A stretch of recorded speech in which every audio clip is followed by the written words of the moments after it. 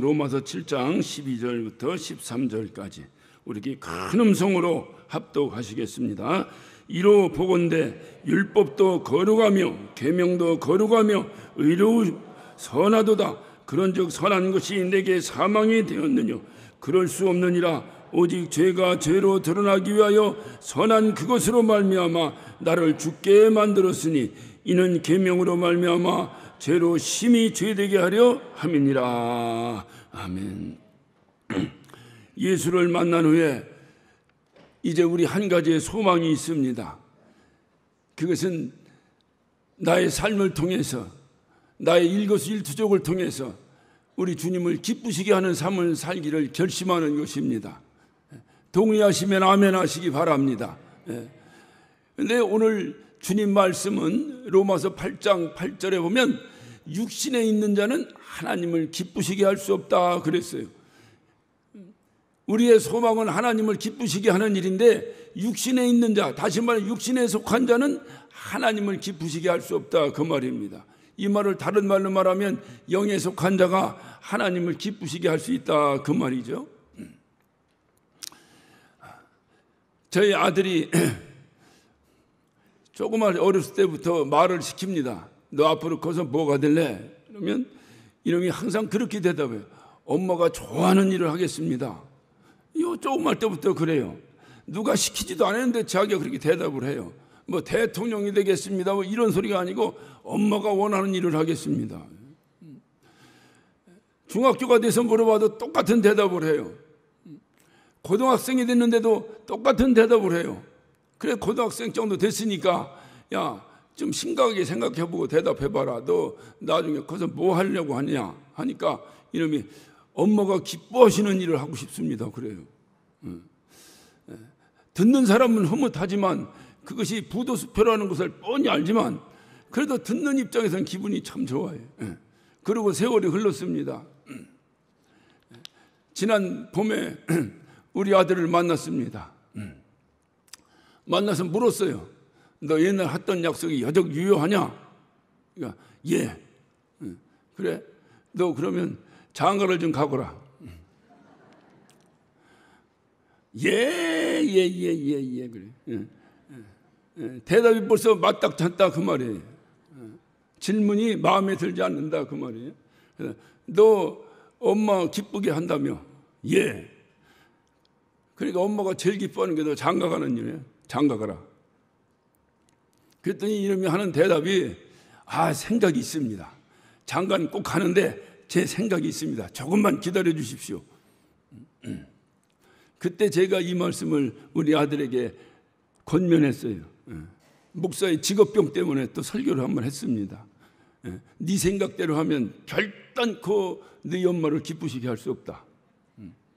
엄마가 무엇을 좋아하는 것을 생각해야지 네 생각대로 하면 결단코 네 엄마를 기쁘시게 할 수 없다. 우리가 신앙생활을 하면서도 하나님을 기쁘시게 한다는데요, 이 일을 제기하신 분은 한 분도 없어요. 문제는 뭐냐? 다 자기 생각대로 하려고 해요. 그래서 교회에 분쟁이 일어나는 겁니다. 우리가 선한 일을 도모하면서도 내부에 갈등이 일어나는 이유는 한 가지입니다. 누가 선한 일 안 하려고 해서 반대하는 사람이 있는 사람은 한 사람도 없습니다. 모두가 선한 일을 하려고 합니다. 모두가 정말로 주님의 일이요 가장 주님이 좋아하시는 일이라고 생각하고 합니다. 그런데 갈등이 생깁니다. 그 이유는 한 가지입니다. 각각이 자기 생각대로 하기 때문에 그래요. 하나님이 무엇을 좋아하실까를 하나님께 물어보질 않아요. 하나님께 물어봐야지. 하나님 당신 우리가 무엇을 해야 좋겠습니까? 묻질 않아요. 그리고 자기의 소견대로 합니다. 왜 그럴까요? 이유는 한 가지입니다. 자기 자신이 자기 자신에 대해서 잘 몰라요. 내가 어떤 존재인가를 잘 몰라요. 그래서 우리가 사사기 마지막 절에도 그렇게 기록되어 있듯이 자기 소견에 오른 대로 행하더라. 다 자기 생각에 오른 대로 합니다. 여기에 수백 명이 앉아 있습니다. 다 자기 생각에 옳은 생각이 있어요.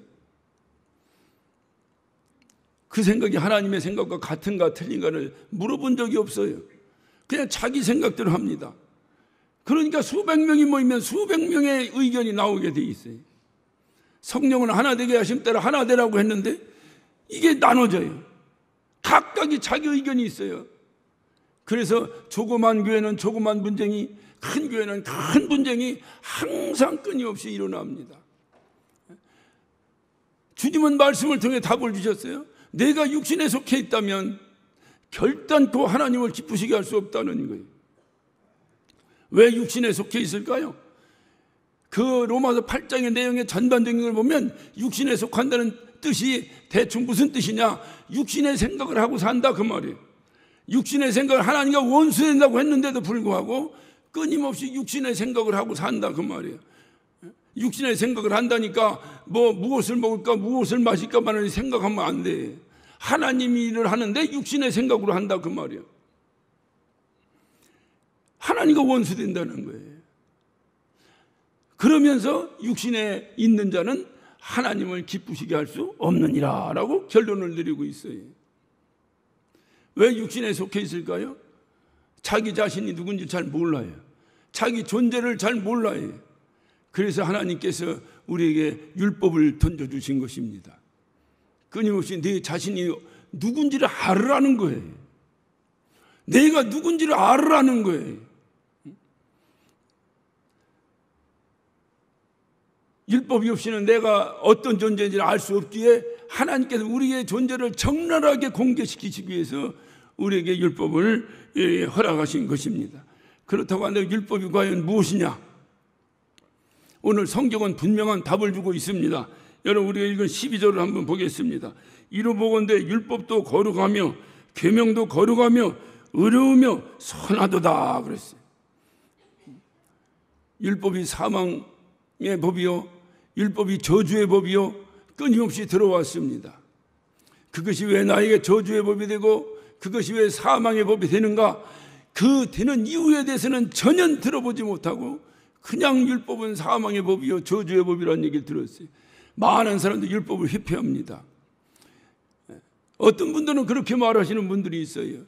그거는 초대교회 때부터 지금까지 계속되어 왔던 얘기예요. 특별히 침례교회에서는 신약교회라고 말합니다. 그래서 신약 성경을 중심으로 신앙생활하는 것으로 그렇게 생각을 해요.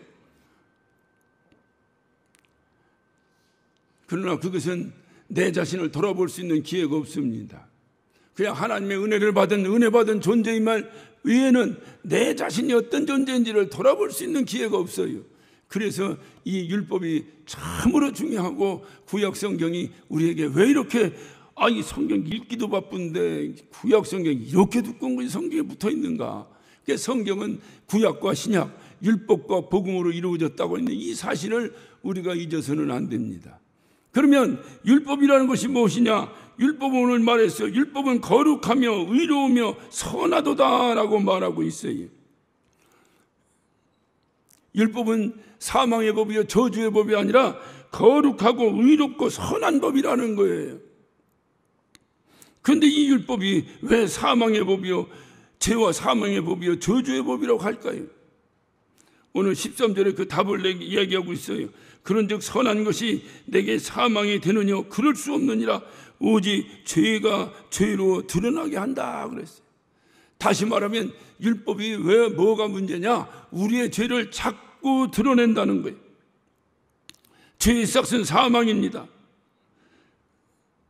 그래서 이 율법이, 이 선한 것이 우리에게 사망이 되겠느냐 그 말이에요. 죄를 드러내니까 죄의 싹은 사망인데 그러면 이 율법을 통해서 끊임없이 우리는 너는 사망이다 너는 사망이다 그래서 사망의 법이라는 거예요. 그런데 사도 바울은 오늘 그렇게 얘기하고 있지 않습니다.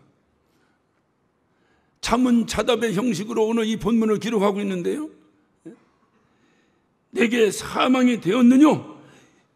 그런즉 선한 것이 내게 사망이 되었느냐? 단호히 말합니다. 그럴 수 없느니라. 그럴 수 없다는 거예요. 결코 그럴 수 없다는 거예요. 그러면 하나님께 율법을 통해서 우리의 죄를 드러내는 이유가 뭐겠어요? 죄의 싹은 사망인데 죽이지 않으려고 하시는데 왜 죄를 드러나게 하는가? 이유는 한 가지입니다. 너 자신을 알라는 거예요. 누구는 말해요. 너 자신을 알라가 테스 형이 말했다고 말해요. 성경이 먼저 얘기하고 있어요. 성경은 오래전부터 얘기하고 있어요. 너 자신을 알라는 거예요. 창세기의 기록 목적이 뭡니까? 창세기 기록 목적도 마찬가지예요. 출애굽한 백성들이 불평과 불만을 쏟아놓습니다. 왜 불평과 불만을 쏟아놓았을까요? 자기 자신을 모르기 때문에 그래요. 내가 누군지 아느냐? 내가 하나님께서 만드신 창조물, 피조물인다. 하나님께서 너를 사랑하시고 너를 살리시기 위해서 이 엄청난 일을 계획하셨다. 그러니 불평불만하지 말라 그 말이에요. 그것이 창세기의 기록 목적이에요.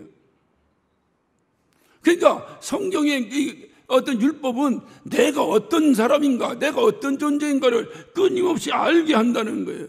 여러분, 로마서를 우리가 봤습니다만 로마서 1장부터 보면 로마서 1장의 시작은 우리가 입에 담을 수 없는, 정말 입으로 이렇게 어떤 설명할 수 없는 아주 흉악한 죄들이 나열되어 있습니다. 그리고 그 끝에 32절에는 이렇게 말하고 있습니다. 이런 죄를 지은 자는 사형에 해당된다. 사형에 해당된다는 거예요. 사형에. 그것을 우리가 어떤 존재냐? 아, 우리는 사형에 해당되는 존재구나. 죽을 수밖에 없는 죄인이구나. 우리는 죄인이요 죽을 수밖에 없는 존재구나. 이것을 깊이 알수록, 실질적으로 알수록 성경 공부를 통해 아는 게 아니요, 교리를 통해 아는 게 아니요, 신학을 통해 아는 게 아니요, 내 심령이 성령을 통해서 가슴을 치도록 그것을 깨달았을 때에 우리는 진정으로 주님 앞에 나올 수가 있습니다. 이런 경험이 없이 주님 앞에 나왔다면 그것은 값싼 은혜예요. 그냥 교회 다니면 잘 된다니까 나와보는 거예요. 그런 정신 때문에 오늘날 이 거룩한 성전 안에, 오늘 우리의 이 귀하고 복된 이 신앙 안에 말할 수 없는 수많은 미신의 요소들이 들어와 있는 것입니다. 그래서 기도받고 돈 내고, 돈 많이 내면 복 받을 줄 알고, 꼭 어서 듣던 소리 아닙니까? 복채 많이 내야 점괘가 잘 나오는 거예요. 미신의 요소가 수두룩하니 들어와 있어요. 과연 우리가 알고 있는 은혜는 과연 뭐냐 이 말이. 바울도 예수를 만나기 전에는 자기 자신이 어떤 존재인지를 전혀 몰랐어요. 그래서 그는 빌립보 3장 5절에 8일 만에, 나는 8일 만에 할례를 받고 이스라엘 족속이요 베냐민 지파요 히브리인 중에 히브리인이요 나는 바리새인이다라고 외쳤어요. 한마디로 줄이면 나는 아무 흠이 없는 자라고 떠들어댄 거예요. 더 한마디 줄이면 내가 최고 잘났다고 떠들었던 사람이에요. 그러나 그가 예수를 만났습니다. 그리고 그는 가슴을 치고 통곡했습니다. 바울이 20여 년에, 예수 만난 이후 20여 년에 본인의 그 엄청난 그 사역을 감당하다가 마지막 결론처럼 내려진 편지가 로마서입니다. 바울이 그 사역을 감당하면서 그가 결론적으로 내렸던 그 어떤 결론이 과연 무엇일까요? 그것은 바로 하나님의 은혜입니다. 은혜 없이는 안 된다는 거예요. 그런데 그 은혜를 과연 어떻게 할 수 있느냐는 거예요. 어떻게 경험하냐는 거죠. 은혜를 경험하고 체험한 자를 통해서 하나님의 일이 진행되는데 은혜를 경험하고 체험했냐 이 말이에요. 그래서 바울 서신에서 로마서를 중요시 여기는 것은, 그는 이 로마서에서 끊임없이 뭐냐, 바로 은혜를 알기 위해서는 우리의 모습을 알아야 되고, 우리의 모습이 과연 뭐냐, 우리의 모습을 알기 위해서는 죄가 무엇인지를 알아야 된다. 죄가. 그래서 바울 서신의 이 로마서에서는 첫 장부터 끊임없이 외쳐댄 것이 죄 문제를 계속 거론하고 있는 것입니다. 죄. 그래서 과연 우리는 이렇게, 사도 바울은 자기가 예수를 만난 이후에, 예수 만나기 전에 그 교만하고 거만하고 자기밖에 모르고 그랬던 그가 예수를 만난 이후에 이렇게 가슴을 치며 자기의 죄성을 깨닫고 눈물 흘리고 통곡하고 애통해하고, 그 외에 우리가 로마서 7장을 보면 7장의 23절부터 한번 보게, 내 지체 속에 한 다른 법이 내 마음의 법과 싸워 내 지체 속에 있는 죄의 법 아래로 나를 사로잡아 오는 것을 보는도다. 이때 이미 바울은요, 예수를 담의 뜻에서 예수를 만나고요, 그리고 성령을 충만하게 힘입고요, 그리고 20여 년을 복음 증거하는 삶을 살았던 사람입니다. 죽음을 무릅쓰고 했던 사람입니다. 밥그릇 때문에 밥 얻어먹기 위해서 한 사람이 아니에요. 이는 그렇게 하지 아니하면 도저히 견딜 수 없어서 외쳤던 사람이에요. 그런 사람인데도 자기 안에 죄의 법이 있다는 거예요. 그런데도 자기 안에 죄의 법이 있다는 거예요. 그러면 이가 예수 만난 다음에 더 큰 죄를 졌다는 얘기입니까? 아니에요. 예수를 정말 만나고 나서 보니까 복음의 첫 시작은 너는 죄인이다부터 시작합니다. 바울이 그걸 깨달은 거예요. 예수를 만난 다음에 그걸 깨달은 거예요. 예수 만나기 전 자기가 최고 의인인 줄 알았어요. 예수를 만났어요. 깊이 있게 만났어요. 정말로 삼층천까지 올라갈 정도로 감당할 수 없는 경험을 했어요. 체험도 했습니다. 그러고 내려진 결론은 자기 안에 다른 법 하나가 있는데 자기를 죄의 법 아래로 끊임없이 내리는 죄의 법이 있다는 거예요. 그래서 그 사도 바울은 가슴을 치며 통곡하고 애통합니다. 오라, 나는 곤고한 사람이로다. 이 사망의 몸에서 누가 나를 건져내랴. 애통하는 거예요. 가슴을 치며 애통하는 거예요. 우리도 예수님을 만났습니다. 저와 여러분 가운데 이런 경험이 있으신가요? 오라, 나는 곤고한 사람이로다. 이 사망의 몸에서 누가 나를 건져내겠느냐. 이 말을 쉽게 얘기하면 나는 죽을 놈입니다. 나는 죽을 수밖에 없습니다. 그런데 누가 나 좀 살려주세요. 나 살고 싶습니다. 누가 과연 나를 살려낼 수 있겠습니까?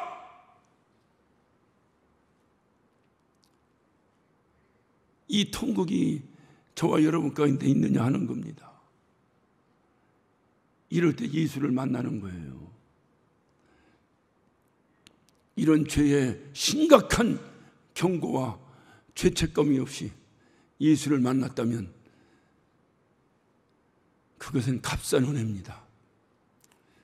그런 값싼 은혜가 여러분의 영혼을 견인해낼 수 없습니다.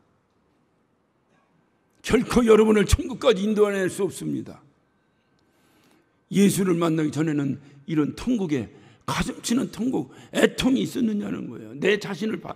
이 사도 바울이 왜 오호라 나는 곤고한 사람이라고 애통했을까요? 자기 자신을 알았던 거예요. 예수를 만나고 나서 보니까 자기가 어떤 존재를 알았던 거예요. 내가 어떤 존재인가? 감히 여러분에게 묻습니다. 여러분도 이러한 사도 바울 같은 죄의식을 가지고 계신가요?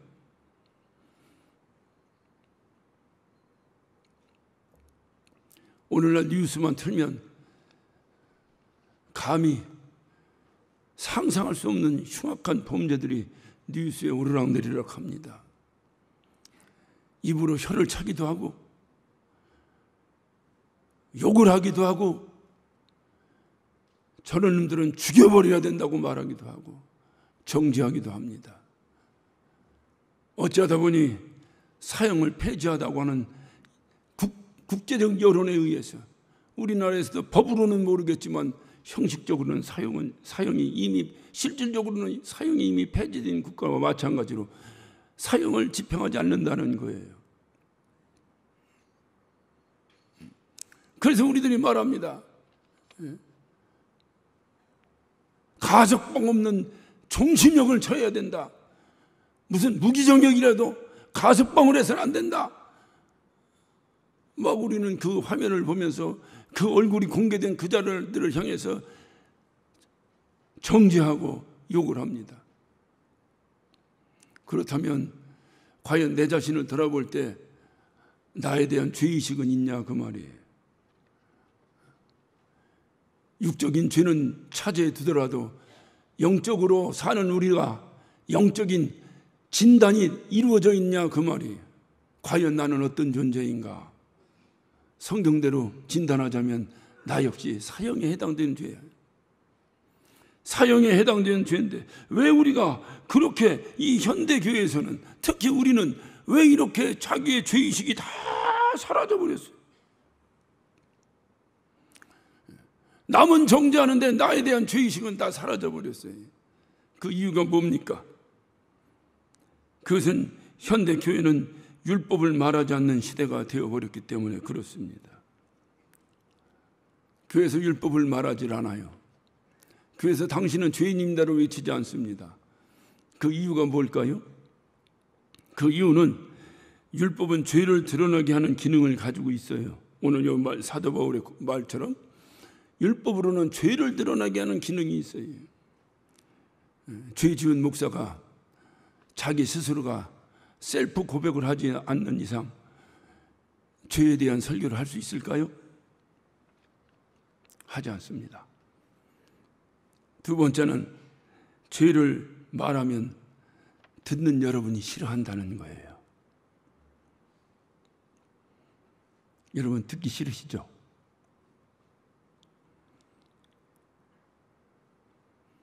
죄를 말하면 듣기 싫어한다는 거예요. 그래서 장사 원리에 의해서 율법에 대한 설교를 하지 않습니다.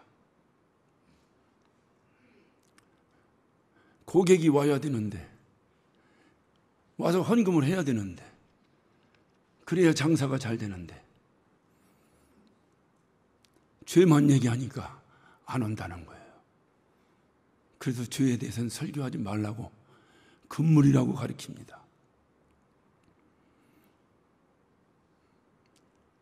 이것이 오늘날 문제예요. 죄에 대한 설교가 선포되지 않고 있습니다. 그러나 우리는 율법에 의해서 본질적 우리가 얼마나 추악한 죄인인가를 알으라는 거예요. 그래서 먼저 율법이 기록된 거예요. 알으라는 거예요. 이것을 알고 예수를 만나야 그 주님이 얼마나 감사한 분인지, 내가 예수를 만나 예수님이 나를 부르시고 나를 위해 죽으셨다고 하는 것이 얼마나 감사한 일인지 이것을 알게 된다는 거예요. 여러분 신앙생활하는데 불만 있으시죠? 여러 이유가 있을 수 있습니다. 저도 불만이 많이 있어요. 그러나 항상 집에 들어가면 또 허탈한 마음에 또 주여 주여 하고 가슴을 칩니다. 왜 불만이 있나 보니까 내 생각대로 안 해. 간단합니다. 이유는 자기 생각대로 안 해. 교회가. 그래 불만이 있는 거예요. 그 네 생각대로 하면 하나님과 원수 된다니까. 그 왜 그렇게 생각하는가? 내가 누군지는 몰라. 내 생각대로 하면 다 될 것 같고, 내 지식대로 하면 다 될 것 같고, 내 어떤 지혜로 하면 세상의 어떤 지혜보다도 내가 뛰어난 것 같고, 자기 자신, 자기 꼬라지를 모르는 거예요. 그게 문제예요. 먼저 전제했잖아요. 우리는 사형에 해당되는 죄인이라고. 그런 사형에 해당되는 죄인을 우리 하나님께서 자꾸 의인이라고 하시는 거예요. 그게 복음이에요. 자꾸 의인이라고 하시는 거예요. 그런데 내가 원래 착한 놈인지 현찮은 놈인지 잘 몰라. 모르고 그냥 남들이 보니까 착하다고 하니까 착한 줄 알고 살았는데, 그래 교회 나왔더니 우리 주님도 착하다고 해. 당연한 말씀 아닙니까? 다 착하다니까 주님도 나보고 착하다고 하겠지. 근데 내 자신을 알아. 내가 누군지를. 그것을 끊임없이 정죄받고 언제 정죄받는지 아십니까? 열심히 주님 뜻대로 살려고 할수록 정죄가 당하는 거예요. 대충 살라고 하면 모릅니다. 내가 대충 살면 잘 몰라요. 내가 아주 멋지게 살려고 옷도 멋지게 입고 달마다 세탁해서 입고 이래야 그 옷에 먼지 묻은 것을 알아요. 대충 입고 그냥 한번 입으면 그냥 떨어질 때까지 빨지도 않고 입고 다니는 사람은 그 옷이 더러운지 깨끗한지 구별하지 않고 삽니다. 그러니까 내가 어떤 존재인가, 내가 얼마나 추악한 더러운 존재인가를 언제 아느냐? 열심히 주님 뜻대로 살려고 몸부림칠수록 알게 된다니. 이게 사도 바울의 원리예요. 사도 바울이 예수님 만나기 전엔 몰랐다니까요. 예수 만나고 이제 주를 위해 죽겠습니다 결심하고 그가 죽기를 작정하고 주의 일을 감당할 때 그때서 자기가 얼마나 더러운 사람이라는 걸 알았던 거예요. 사도 바울은 그래서 그가 가슴을 치고 가슴을 쳤던 거예요. 그가 그렇게 가슴을 쳤던 이유가 뭐겠어요? 너무 하나님 은혜가 감사한데 자기가 너무 죄인이라고 알고 나서 보니까 염치가 없는 거예요. 염치가. 하나님 앞에 염치가 없는 거예요. 진짜 나 같은 이런 존재를 하나님이 정말로 이게 의롭다고 하신다는 이 자체에 대해서 얼굴을 들 수가 없는 거예요. 우리 한국말로 표현하면 면구가 없는 거예요. 면구가.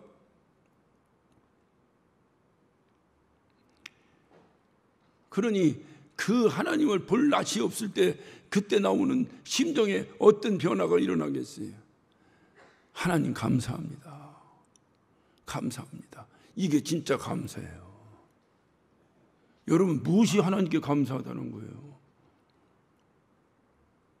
이것이 감사한 거예요. 어떻게 남들 다 넘어지는데 나만 안 넘어졌더니 감사한 겁니까? 아니면 무슨 남들 아픈데 나는 안 아프니까 감사한 겁니까? 물론 모든 것이 감사해요. 그래서 주님 항상 감사하라. 항상 감사하고 그냥 항상 그렇게 감사하라고 주님 말씀하신 이유가 뭐겠어요? 나가 어떤 꼬라진지를 항상 깨닫고 살아라. 그럼에도 불구하고 내가 끊임없이 주님의 자녀요. 주님께서 의롭다고 하시니 얼마나 감사합니까? 얼마나 이 은혜를 우리가 어떻게 감당할 수 있겠습니까? 그래서 이 감당할 수 없는 은혜, 몸밖에 드릴 것 없어. 늘 울어도 갚을 수 없는 이 은혜, 몸밖에 드릴 것 없어.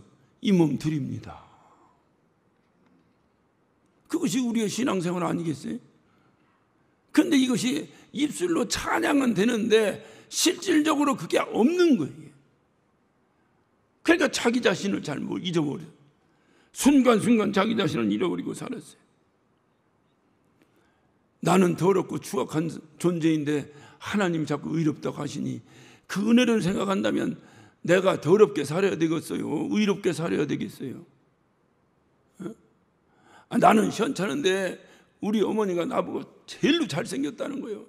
자꾸 잘생겼다는 거예요. 오늘도 여기 본당도로 엘리베이터를 타는데 그냥 우리 권사님들이 가득 타셨어. 원래 남자들 다 가득 탄데 여자 혼자 타는 건 쉬워요. 여자들 가득 탄데 남자 혼자 타는 건 정말 힘듭니다.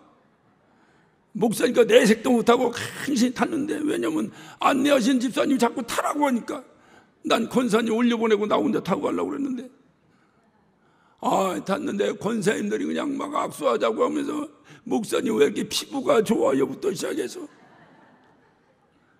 말도 못하고 1층에서 3층까지 올라오는 엘리베이터가 3시간 올라오는 줄 알았어요. 우리 권사님들이 나 피부가 좋다고 하는구나. 그러면 앞으로 내가 어떻게 해야 되겠어요? 얼굴에 기미 끼고 다녀야 되겠어요? 더 깨끗이 하고 다녀야 되겠어요?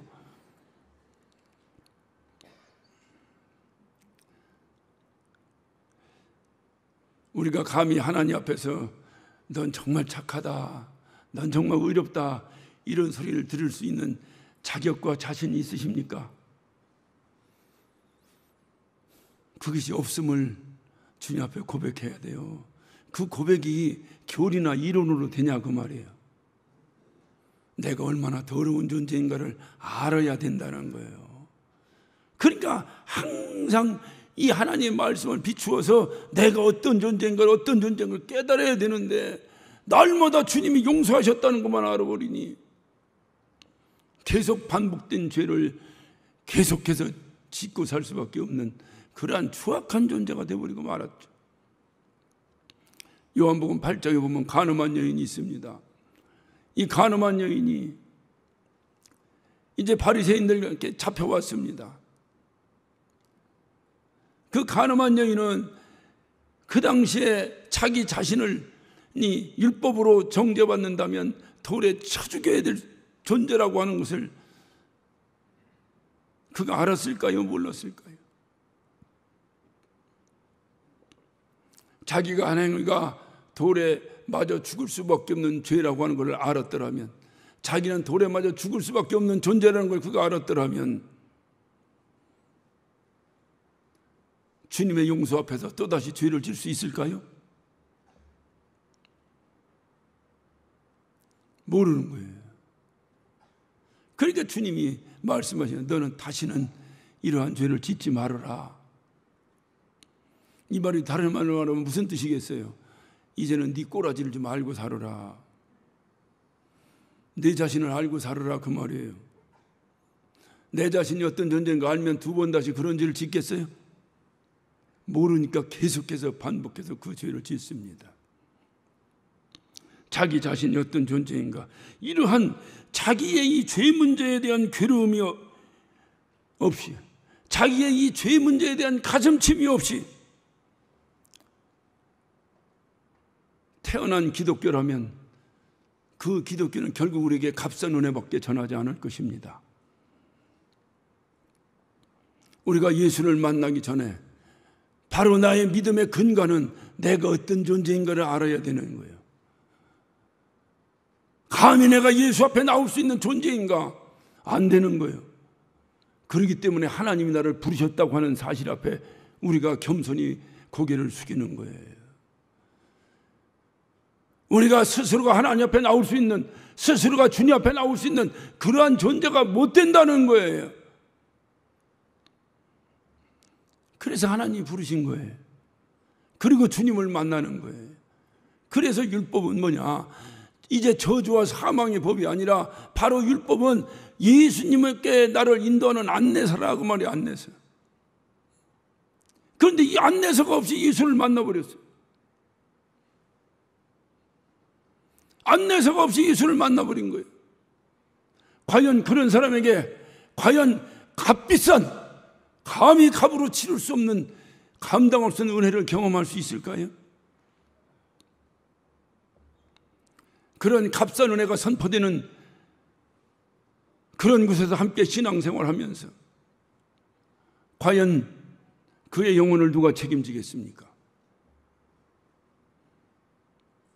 내 자신 누군가? 감당할 수 없는 내 자신 누군가? 주님의 은혜를 몰라요. 내가 어떤 존재인지 모르면 주님의 은혜가 뭔지도 몰라요. 내가 얼만큼 용서받았는지도 몰라요. 주님의 은혜를 모르는 자가 과연 천국을 간다고요? 교리는 말합니다. 예수 믿으면 천국 간다고. 여러분, 그 교리가 여러분을 천국으로 인도할 수 있을까요? 우리는 어려서부터 불렀어요. 믿음으로 가는 나라, 하나님 나라. 그 믿음이 어디서 나왔을까요? 나 같은 죄인 살리신 주님의 은혜를 알기 때문에 그 믿음이 나오는 거예요. 이런 값비싼 은혜가 나를 천국으로 견인하는 거예요. 이 값비싼 은혜, 이 감당할 수 있는 은혜가 어느 날 완전히 바겐세일이에요. 은혜가 그냥 인원만 불러 모으면 되고, 와서 헌금만 많이 하면 되고, 그저 교회만 부유하게 운영되면 되고, 그 영혼이 어떻게 되는지는 아무도 관심이 없습니다. 죄로 말미암아 이렇게 괴로워하지 않는다면, 여러분이 죄로 말미암아 가슴을 치며 오라 나는 곤고한 사람이로다 가슴을 치지 아니하고는 결단코 주님과 함께 할 수 없다고 하는 사실을 여러분이 오늘 이 시간 깨달으셔야 돼요. 날마다 치는 겁니다. 날마다 치는 겁니다. 내 자신을 날마다 돌아보는 겁니다. 그래야 주님과 날마다 함께 할 수 있는 거예요. 그곳에는 진정 우리에게 생명을 주는 하나님의 은혜가 있어요. 그러나 이와 같이 이 어떤 죄에 대한 괴로움이 없이 예수를 만났다고 한다면 그것이 정말 만난 건지 안 만난 건지, 진정으로 만난 건지 그거는 알 수 없으나 어떻든 교리적이든 이론적이든 주님을 만났다면 그것은 진정한 기독교가 아닙니다. 그곳엔 자기 만족만 있을 뿐입니다. 주님의 은혜는 없습니다. 그러기에 교회가 자기 거라고 외쳐도 조금도 죄의식도 갖지 않는 인간들, 그런 인간들에게 과연 하나님의 은혜는 무엇입니까? 자기가 교회의 주인이라고 떠드는 그런 인간들, 그런 인간들 앞에 과연 하나님의 은혜는 무엇입니까? 우리는 그것을 타도하자는 거예요. 그렇게 하면 안 된다는 거예요. 그런데 역시 우리도 이론으로 알았어요. 힘이 없어요. 능력 발휘가 안 돼요. 여러분도 그런 값싼 은혜가 아니라 정말 가슴을 치면서 내가 어떤 존재인데 하나님의 자녀란 말인가? 내가 어떤 존재인데 하늘나라의 소망을 가지고 산단 말인가? 내가 어떤 존재인데 우리 주님을 구주로 영접했단 말인가? 내가 어떤 존재인데 그분이 나의 신랑이라고 떠드는가?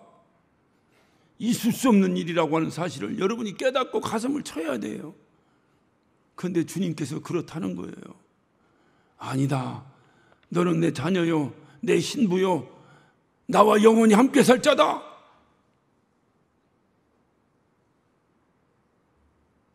이 앞에 우리는 고개를 들 수 없어요. 그냥 주님 어찌하오리까? 주님 감사합니다. 주님의 은혜밖에 없습니다. 싼 값으로 구원받은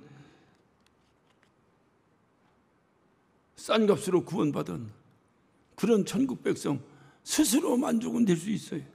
그러나 싼 값으로 구원받아 천국 백성이 될 수 있다고 하는 그러한 천박한 복음 앞에 여러분 결단코 속아 넘어가지 마세요.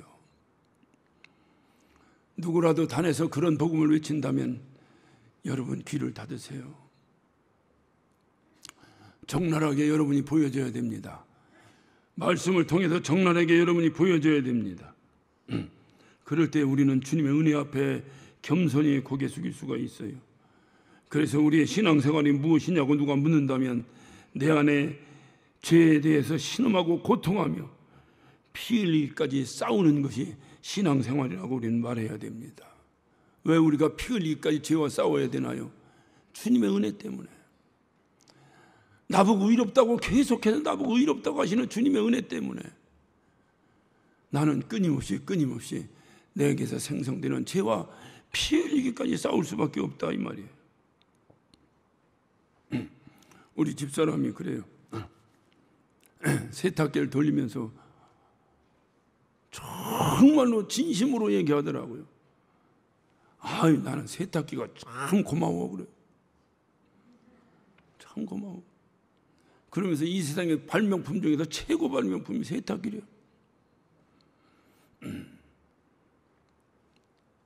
정말로 고마워서 하더라고요. 그가 세탁기가 고마운 줄 어째서 알았을까요?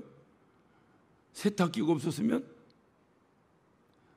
오늘날도 우리 어머니 빨래하듯이 양잿물에 삶아서 빨래터에 가서 빨래방망이 두드려가며 그 목에 찌든 때 묵은 때를 빼내지 않고서는 결코 되지 아니하고 풀 먹여서 다리지 않으면 안 되는 그런 시대를 알기 때문에 예전에 우리 아버지는 빨리빨리 안 벗는 것이 우리 어머니에게 효도하는 일인데 이제는 빨리빨리 벗어야 마누라한테 효도하는 일이요. 그러니까 무조건 벗어내라는 거예요. 그러면서 하는 소리가 세탁기가 참으로 고맙다. 세탁기가 없으면 나는 어떤 존재인가를 알기 때문에 세탁기에 대한 고마움이 있는 거예요. 우리는 찬양합니다. 예수 앞에 나오면 모든 죄 사하고. 저는 그 찬양을 참 좋아하고 그 찬양을 부를 때마다 마음에서 참 먹먹함이 항상 와요. 예수 앞에 나오면 모든 죄 사하고, 모든 죄 사하고. 예수 앞에 나오면 모든 죄를 사한다는 거예요.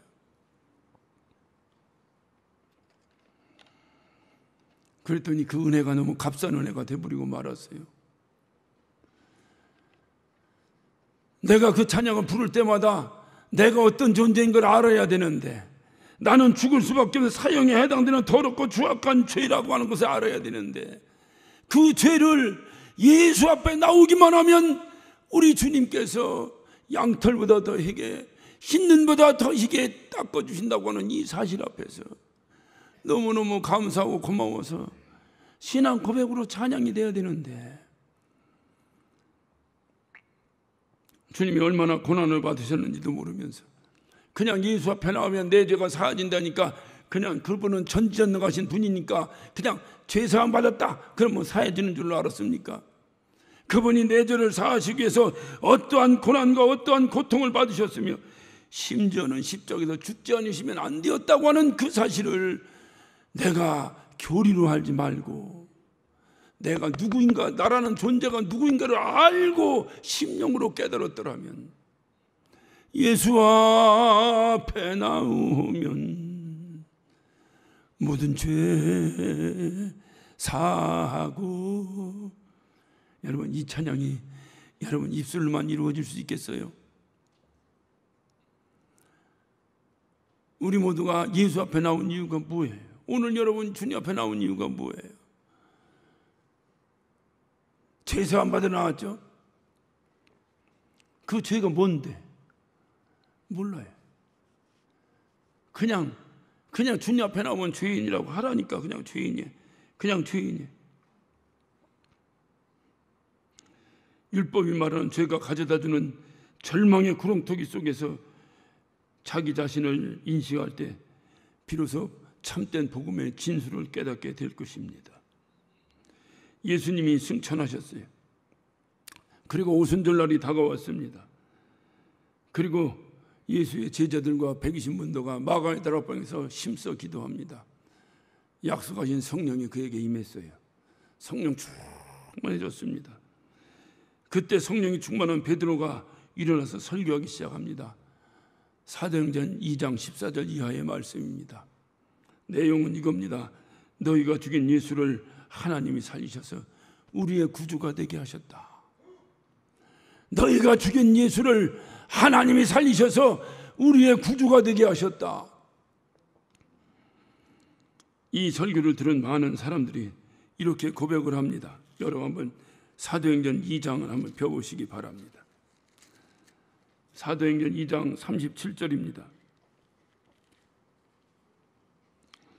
저희가 이 말을 듣고 마음에 찔려 베드로와 다른 사도들에게 물어 가로되 형제들아 우리가 어찌할꼬. 저희가 마음에 찔렸다는 게, 오늘 부족한 종의 설교를 듣고 여러분 마음에 찔리십니까? 찔려야 그 다음에 답이 나오는 거예요. 그러면 어찌할꼬. 그것이 바로 오호라 나는 곤고한 사람이로다. 이 사망의 몸에서 누가 나를 건져내랴. 이것이 이루어져야 되는데 오늘 베드로의 설교를 듣고 말합니다. 마음에 찔려 우리가 어찌할꼬. 그때 베드로가 답을 즉시 내립니다. 38절입니다. 베드로 가로되 너희가 회개하여 각각 예수 그리스도의 이름으로 침례를 받고 죄사함을 얻으라. 그리하면 성령을 선물로 받으리라. 바로 뭐라고 말합니까? 회개하고 각각 예수 그리스도의 이름으로 침례를 받고 그리고 죄사함을 얻으라. 다른 말로 말하면 내 자신을 알았느냐? 바로 하나님의 아들 예수를 우리가 죽인 그런 흉악한 죄인들이다. 알았다면 예수품이 안기라는 거예요. 주님 앞에 달려오라는 거예요. 그래야 생명의 법으로 바뀐다는 거예요. 사망과 저주의 법이 생명의 법으로 바뀐다는 거예요. 주님 앞으로 나오라는 거예요.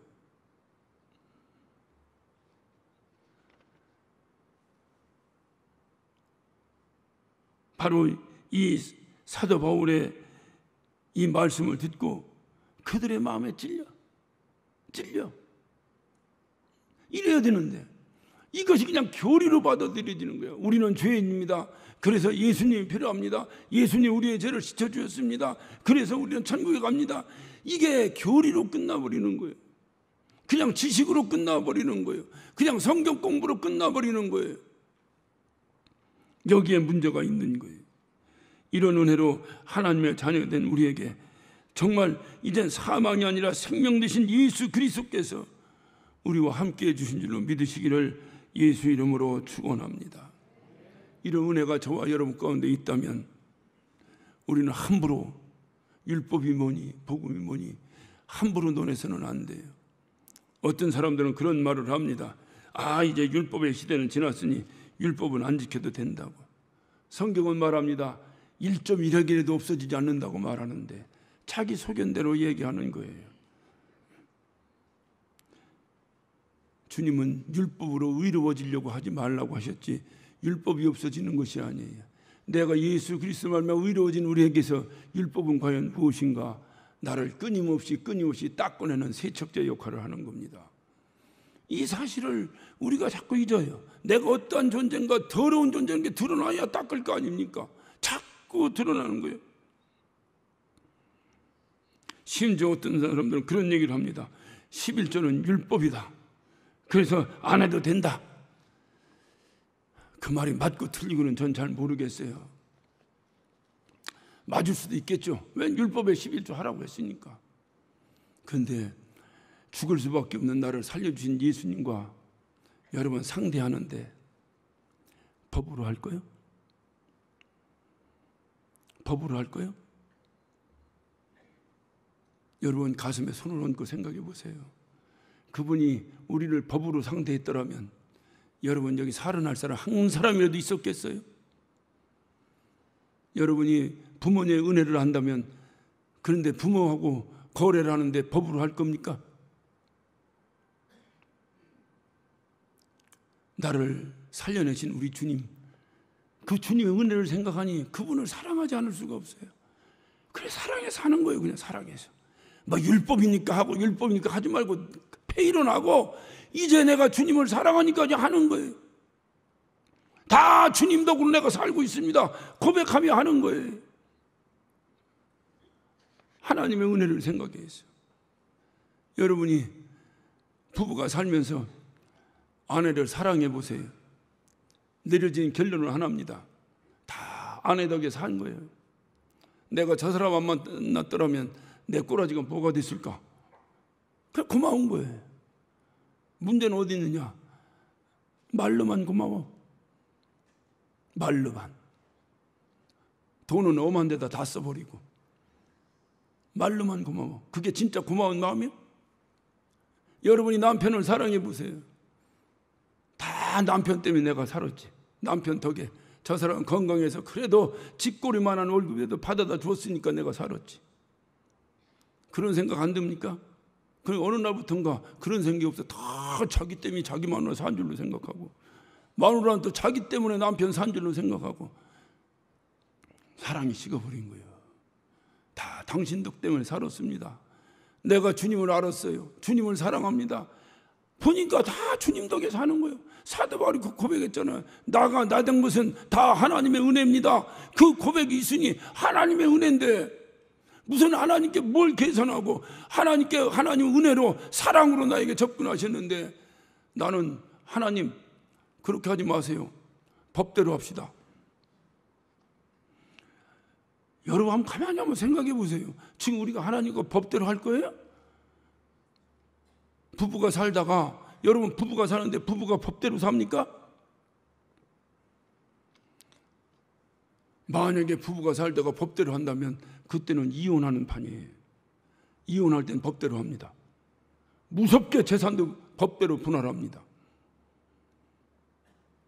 여러분이 만약에 주님과 법대로 한다고 한다면 여러분 주님과 이혼하자는 얘기예요.